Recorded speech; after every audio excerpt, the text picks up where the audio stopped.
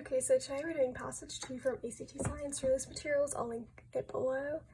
So again, we don't really need to read all this. All we need to know is that they're doing an experiment, how gases are derived, that's the formula, and it's testing her formula.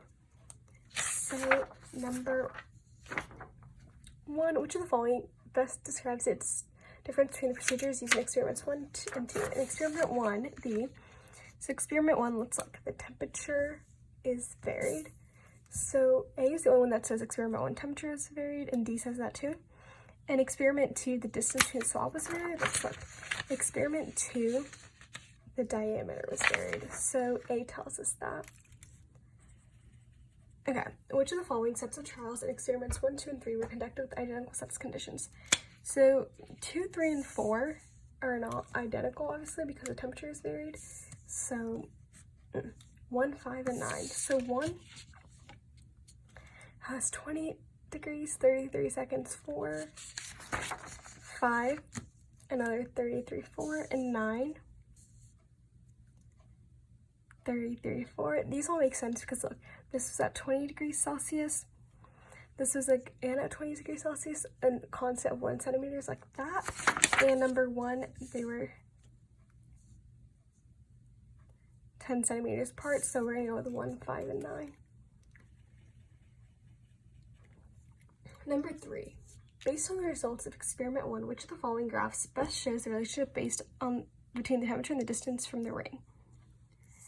Okay, so experiment 1.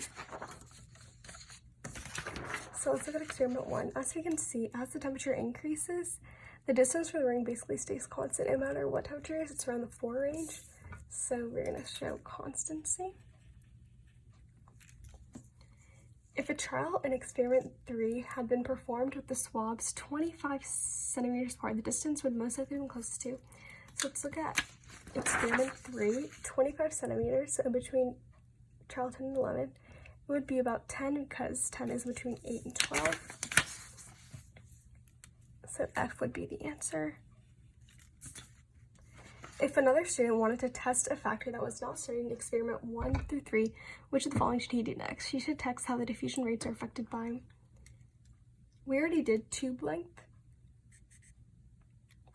Tube diameter we did, that was experiment 2. Tube length was experiment 3.